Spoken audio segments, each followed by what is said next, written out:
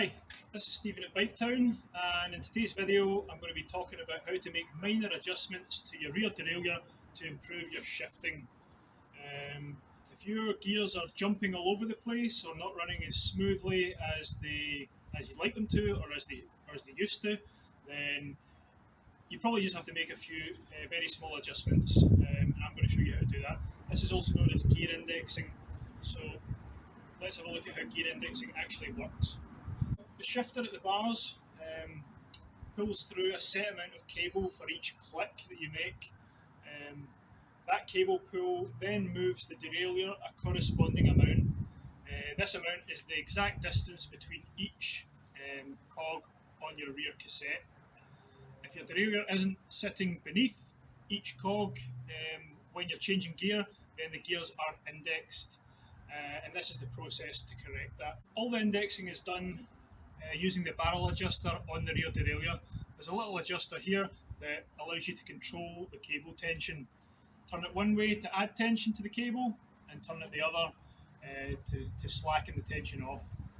So the first thing we're going to do is we're going to shift into the smallest ring at the front and the smallest cog at the rear. And once we're here, we're going to shift up one click, see what happens. In this case, nothing. So that means that the cable requires a little bit more tension. So we shift back down and we add some tension to the cable. We do this by turning the barrel adjuster counterclockwise.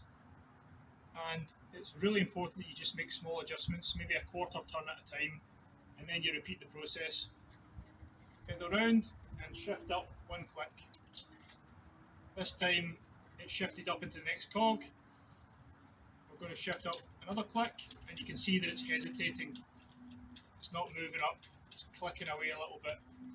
That means we probably need to add a little bit more tension. So a couple more turns, or little quarter turns. We're going to shift back down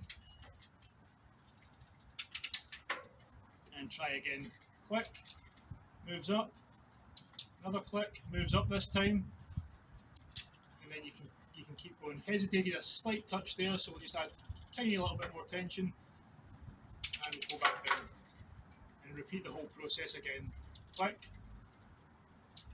another click, slight hesitation again. It's hesitating or struggling to go up, just add a little bit more tension.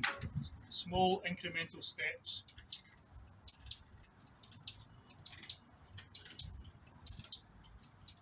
And that's it, going all the way around. So we're going to go all the way back down.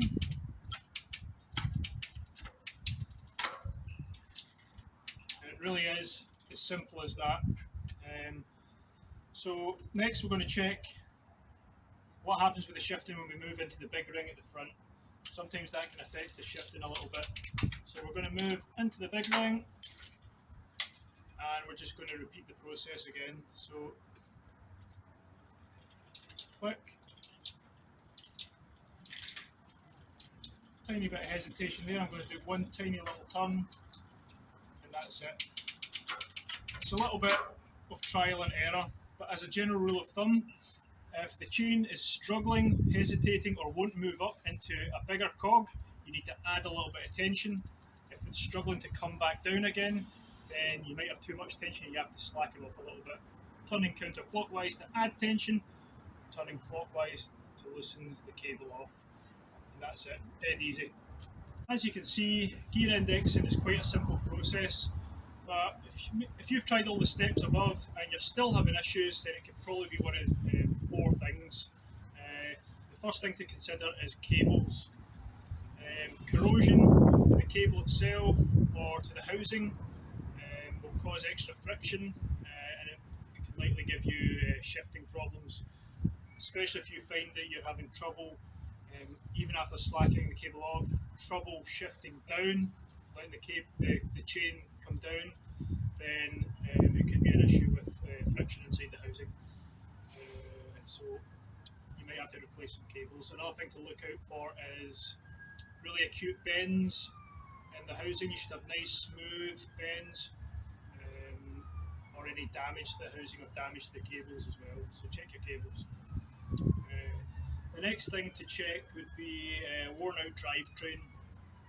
So if you find that everything's shifting okay when it's in the stand, but as soon as you go out on the road, your gears start jumping around, then you might be looking at a worn cassette, and that'll cause issues with your shifting as well. Another thing to look at would be wheel alignment. You need to make sure that your wheel is straight, it's correctly attached in the dropouts, and it's running straight and the chain stays. If a wheel is out of alignment, then the derailleur might not be sitting directly underneath the cogs, and that will cause your shifting to be out a little bit. And then the final thing to check would be the hanger alignment. The hanger is where the derailleur attaches. If that's been bent in an accident, or it's taken a knock, or it's damaged, or it's just out of alignment, then that could really play havoc with your gear shifting.